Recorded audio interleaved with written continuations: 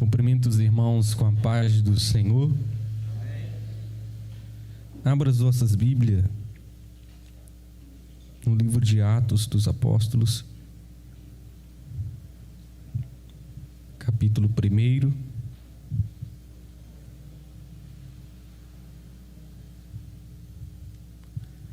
Versículo 2 e 3, e também o versículo 7 e 8. Quero que os irmãos acompanhem comigo a leitura da palavra de Deus. Atos capítulo 1, versículo 2 e 3, e versículo 7 e 8, que diz assim o texto: Até o dia em que foi elevado aos céus, logo após haver entregue seus mandamentos, por intermédio do Espírito Santo, aos apóstolos que havia escolhido. Depois do seu mártírio, Jesus apresentou-se a eles e deu-lhes muitas provas incontestáveis da sua ressurreição, aparecendo-lhes por um período de 40 dias seguidos e ensinando-lhes acerca do reino de Deus. Versículo 7 e 8. Ele lhes afirmou: Não vos compete saber as épocas ou as datas que o Pai estabeleceu por sua exclusiva autoridade. Contudo, recebereis poder quando o Espírito Santo descer sobre vós, e sereis minhas testemunhas, tanto em Jerusalém, como em toda a Judeia e Samaria, e até os confins da terra. Louvado seja o nome do Senhor. Quero trazer um tema sobre esta mensagem: avivados para testemunhar. Ao olharmos para o que Lucas vai narrar no livro dos Atos dos Apóstolos, nós vemos mesmo antes de Jesus subir de assunto aos céus, ele ficou juntamente com os seus apóstolos e também todos os seus discípulos, ensinando a respeito do reino de Deus e também a respeito do Espírito Santo. Quando olhamos para a Bíblia Sagrada, nós vamos observar que desde o Antigo Testamento, Deus já havia feito uma promessa para o seu povo, que esta promessa ela estava interligada. Mas os apóstolos, eles também precisavam de um avivamento mental, para que eles possam então compreender que o Espírito Santo ele age com um poder diferente para também um reino diferenciado. Quando eles ouviram acerca da promessa do Espírito Santo, nós vamos observar que eles já queriam receber o Espírito Santo para então restaurar Israel.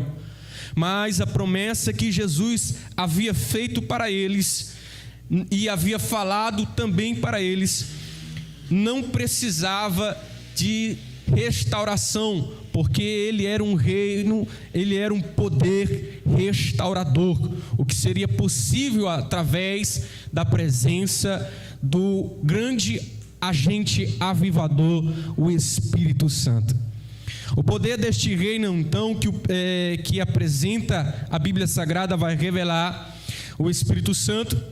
Não é somente um poder semelhante aos poderes humanos, mas um poder sobrenatural, um poder de amor, um poder de unidade, um poder transformador, O reino de Deus não é um território que pode ser simplesmente localizado pelo GPS. O reino de Deus não é simplesmente um território que pode ser localizado através da internet. O reino de Deus, aleluia, nada mais é do que um poder que gera transformação de dentro para fora no mundo invisível. Somente assim se torna real no mundo físico e externo o poder através do Espírito Santo. Os discípulos e os apóstolos, eles precisavam de um avivamento mental. Então os apóstolos, eles ainda nutriam em seus pensamentos a independência nacional de Israel, a qual os macabeus já havia reconquistado no 2º século antes de Cristo. Porém, esta liberdade ela já foi perdida, mas a liberdade do reino do Espírito Santo, ela é grande, ela é eterna, ela é santa e também ela é permanente. No dia de Pentecostes, quando nós vamos ver no capítulo de número 2, nós vamos ver que línguas repartidas como que de fogo foram vistas sobre cada um deles. Algumas traduções vai dizer que repousavam sobre a cabeça deles. Esta é uma forma indicativa de dizer que um avivamento mental era necessário antes do avivamento territorial. O que nós podemos aprender aqui é que primeiro, na transformação, Deus vai moldando a nossa mente através de um avivamento, trazendo então o que está no interno para o externo. A nossa mente então vai se expandir e vamos compreender as coisas sobrenaturais de Deus e também as verdades espirituais que a Bíblia Sagrada ela vai falar sobre nós, vai falar sobre Jesus, vai falar sobre as suas promessas e também acerca da sua vinda. Quando o Espírito Santo ele aviva a nossa mente, então nós compreendemos toda a verdade. É por isso que Paulo adverte em 2 Coríntios, se não me falha a memória, no capítulo de número 2, versículo de número 4, que o Deus deste século cegou o entendimento dos incrédulos, para que não lhe resplandeça a luz do Evangelho. Somente aqueles que foram avivados, que tiveram as suas mentes avivadas, eles podem então compreender os mistérios de Deus e as promessas que Deus tem para eles. Eles tinham um avivamento esperado, eles esperavam o Espírito Santo avivar a eles em grande obediência, mas não era somente isso, eles permaneciam também em oração e também em comunhão. A Bíblia é muito clara, eles ficaram em Jerusalém no lugar da obediência. Jesus havia dito para eles para que eles ficassem ali. Jesus estabeleceu o lugar a eles, o lugar de obediência. Quando olhamos para a Bíblia Sagrada, nós vamos observar que o agente Espírito Santo, ele está sempre ligado à prática da obediência. Atos, no capítulo 5, versículo de número 32, e também no capítulo 1, versículo de número 4, vai falar melhor sobre isso. Quando olhamos para a Bíblia Sagrada, e a nossa mente então ela é avivada, cabe a nós então acatar aquilo que Deus havia falado em sua palavra. Somente então que através do Espírito Santo nós conseguimos praticar e obedecer a sua palavra. Mas não era somente isso. No versículo de número 13, versículo de número 14, a gente vai ver que eles permaneciam em oração, e o texto é bem claro. No versículo de número 14, a última frase do versículo diz assim: todos estes perseveravam unanimemente em oração. A oração ela é a expressão, o desejo de mudança, mas também ela é a prova cabal de que houve mudança dentro do seu interior. Um crente que ora, ele foi exteriormente mudado através do Espírito Santo. Um crente que ora, ele vive na prática da obediência. O crente que ora, ele vive na prática constante da palavra de Deus e guarda os mandamentos da palavra em seu coração. A Bíblia diz que através dessas orações, até mesmo os irmãos de Jesus que duvidavam dele, a Bíblia diz que a partir do momento que Jesus foi de assunto aos céus, eles, aleluia, então passaram a ajoelhar diante da presença de Deus, pedindo para que eles fossem cheios do Espírito Santo. Está lá registrado no livro de João, no capítulo de número 7. Eles não perderam tempo, e a Bíblia diz que assim que Jesus subiu, eles voltaram para o lugar da oração. Eles voltaram unanimemente em oração, porque eles também dependiam da presença de Deus. Para o Espírito Santo de Deus descer na igreja com capacitação, a igreja deve se humilhar em oração. A igreja deve orar cada vez mais. Irmãos, quero vos frisar e também lembrar do que Jesus diz em Lucas no capítulo 18, a partir do versículo 1, nos advertindo que devemos orar constantemente, abundantemente. Sem a oração, nenhum ministério pode ficar de pé. Sem a oração, ninguém pode ficar vivo espiritualmente. Todos nós temos que ter o hábito, o dever de orar. A igreja foi chamada para preservar o vínculo da unidade em Deus através do Espírito Santo. O livro de Efésios capítulo 4 versículo 3 vai registrar este ponto. O livro de Atos dos Apóstolos, ele ressalta repetidas vezes a respeito da união. O Espírito Santo de Deus cumprindo neles a oração de Jesus, registrada em João no capítulo 17 a partir do versículo 11 até o versículo de número 23. Porque Jesus disse: não vos deixarei órfãos, mas vos trarei o Consolador, para que estejam convosco até a consumação dos séculos.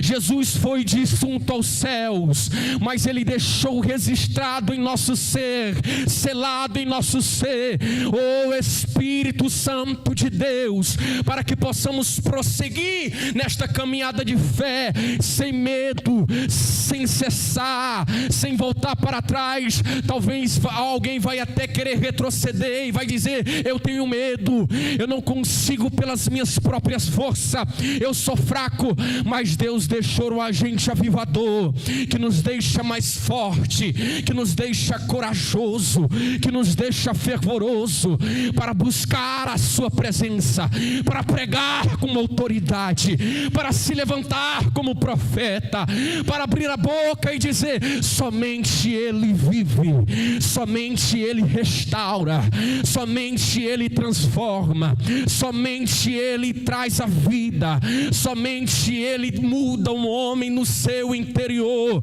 Louvado e engrandecido seja o nome do Senhor.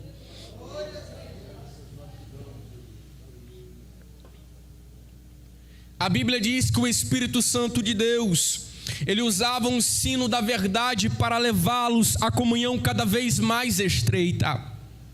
Não somente uns para com os outros, mas a Bíblia diz que primordialmente com o Pai e também o Filho, porque o Pai testifica do Filho, o Filho testifica do Pai e também o Espírito Santo.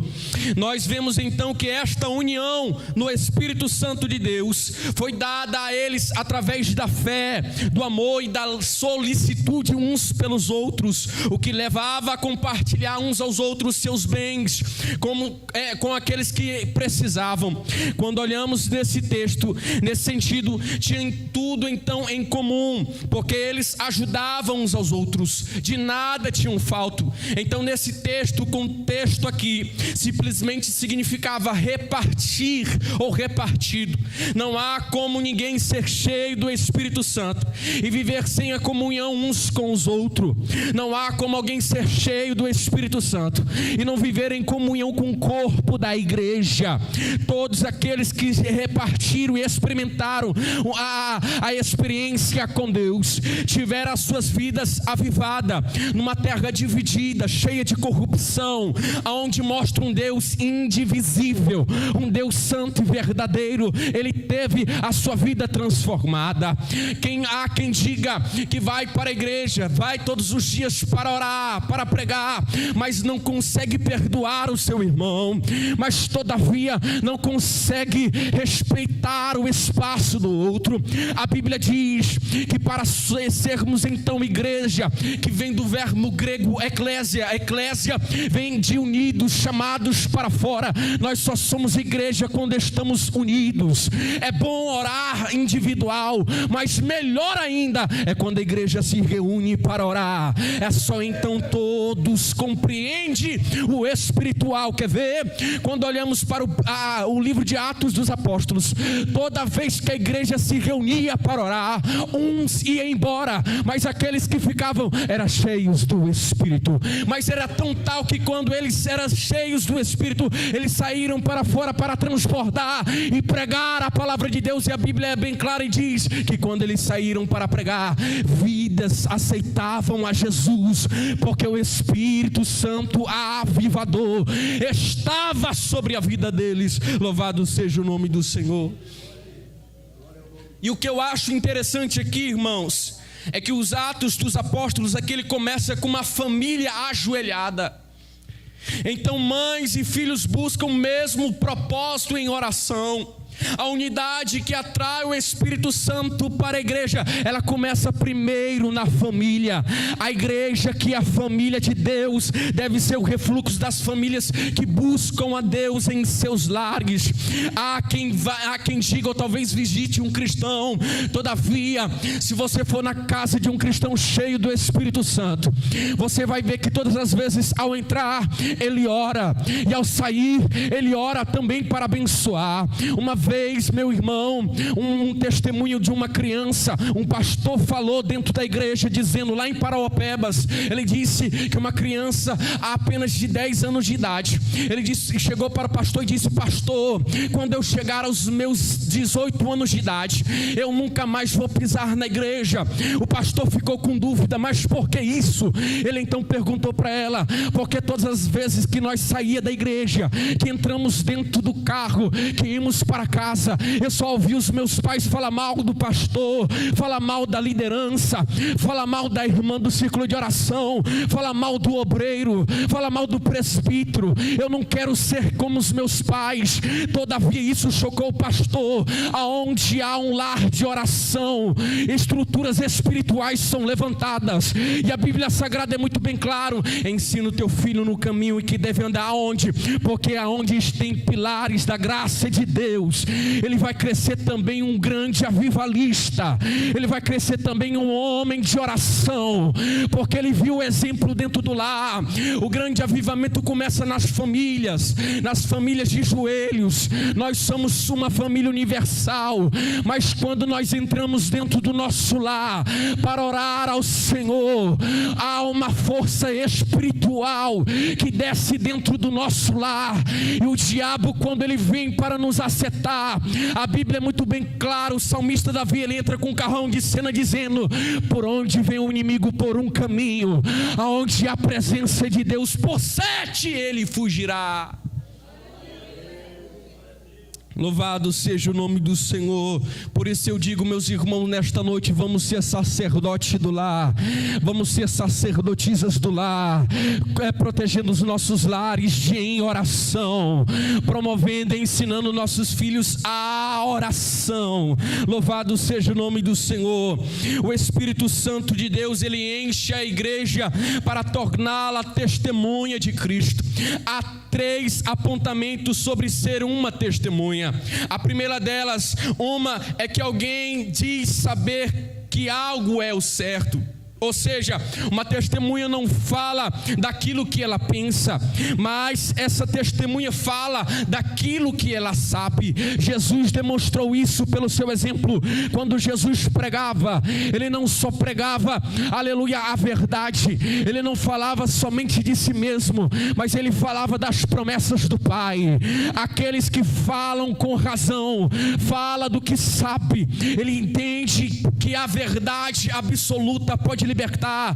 João no capítulo 8, versículo de número 32 diz: e conhecereis a verdade, e a verdade vos libertará. O segundo apontamento é: a testemunha real, aleluia, não tem apenas palavras, mas também tem atos. Não é em vão que o nosso manual de testemunho é chamado de Atos dos Apóstolos. Quando olhamos para o contexto bíblico, nós vamos observar que esse manual bíblico a respeito de Atos dos Apóstolos, nós vemos atos do Espírito Santo sobre a igreja, pessoas sendo alcançadas através do Espírito Santo. Quero vos falar, meus irmãos, de um homem chamado também Stanley. Quando ele estava na África, que descobriu um lugar chamado David Livingstone. Ele disse que naquele lugar esse povo se reunia para adorar ao Senhor. Quando ele se reunia para adorar ao Senhor, ele disse em suas palavras que se tivesse ficado mais tempo naquele lugar, ele seria obrigado a ser um cristão, porque ele jamais havia falado de Jesus para eles. Só o peso do testemunho que aquele povo vivia era o suficiente para que ele fosse irresistível, para ser chamado através da presença do Espírito Santo. Alguém que é cheio do Espírito Santo, aonde quer que vá, ele atrai esta pessoa. Algo o incomoda, ele olha para ele e vai dizer: você tem algo diferente, você tem um brilho diferente, você fala diferente, você tem um andar diferente, mas é porque o Espírito Santo habita em você. Talvez lá no teu trabalho alguém falou para você: olha, meu irmão, você é diferente. Quando eu olho para você, eu sinto vontade mais de conversar com você, porque o agente avivador que está sobre a tua vida gera vidas também para outras pessoas. Louvado seja o nome do Senhor. E em terceiro lugar, ser testemunha também é ser capaz de abrir mão da própria vida. A Bíblia Sagrada, ela nos deixa algo muito importante, que um dos atos mais sugestivos é que nós devemos dar a nossa própria vida pela palavra. Quando olhamos para os originais, no grego a palavra que é usada para testemunho e também para mártir, ela é a mesma chamada de mártis. Uma testemunha devia estar disposta a converter-se em mártir, dar a sua própria vida em amor daquilo ou de outrem. Nós devemos ser fiéis, devemos ser testemunha, que significa ao mesmo tempo ser fiel ao Senhor e dar e abrir mão da nossa própria vida por amor de alguma coisa que seria a obra do Senhor. Para nós sermos testemunhas de Cristo Jesus, precisamos da unção e o poder do Espírito Santo. A igreja precisa do poder avivador para testemunhar com voz auditiva, para ter santidade, para testemunhar com a sua própria vida, para ter coragem, para testemunhar até diante da própria morte, conforme Jesus nos demonstrou, porque Ele é o Salvador. Fiquemos de pé.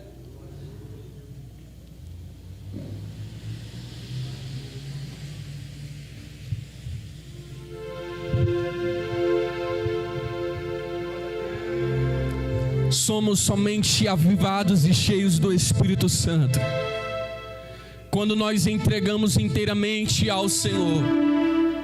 Quero te dizer nesta noite que o Espírito Santo, ele é uma pessoa.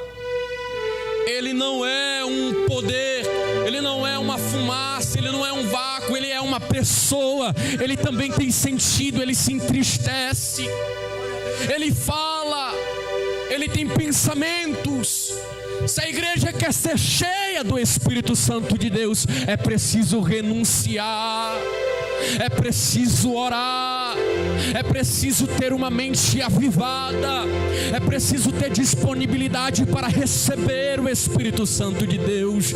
É por isso que Jesus, em uma das passagens no Novo Testamento, a Bíblia diz que Jesus estava ali orando e as crianças foi ao encontro de Jesus e os discípulos queriam impedir as crianças. Aí Jesus fala para os discípulos, dizendo: não impedis que as crianças vieis a mim. Todos aqueles que querem receber o reino de Deus, é necessário ser como esta criança, ou seja, ser simples, ser humilde, ser renuncioso.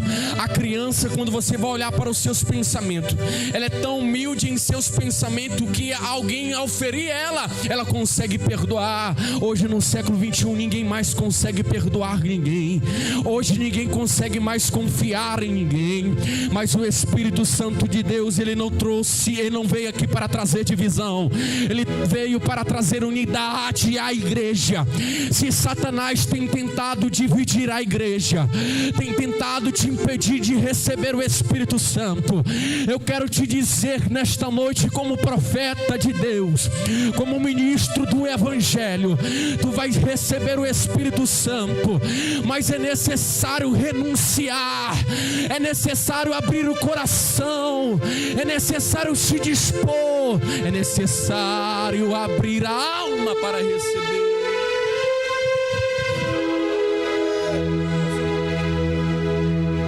Feche os teus olhos aí onde você está. Pense em Jesus agora. Querido Deus, eterno Pai, nós cremos, Senhor, na Tua promessa e no grande agente avivador, o nosso amado Espírito Santo. Ó Deus eterno, a Tua palavra ela é muito bem clara, Senhor, que ela é como água que limpa o interior da alma e do coração, porque é o Senhor que esquadrilha os pensamentos, é o Senhor que esquadrilha o pensamento até a divisão da alma, consegue ir até onde a medicina não vai. Deus, nesta noite eu te peço, ó Pai, que através, Senhor, desta palavra, vidas sejam lavadas, transformadas e preparadas para receber o Teu Espírito Santo. Ó Espírito Santo de Deus, derrama sobre nós a Tua virtude, e aqueles que estão com o coração aquebrantado, aqueles que estão com o coração aberto, possa Te receber, ó Espírito Santo, em nome de Jesus Cristo de Nazaré, ó Pai. Nós Te pedimos nesta noite, batiza, Senhor, com Teu Espírito Santo, batiza crianças, batiza obreiros, batiza mulheres do círculo de oração, batiza jovens que não receberam o Teu poder, ó Pai, para que possam se levantar com poder e ousadia e pregar, Senhor, com autoridade, em nome de Jesus Cristo de Nazaré. Eu Te peço, Senhor, em nome de Jesus.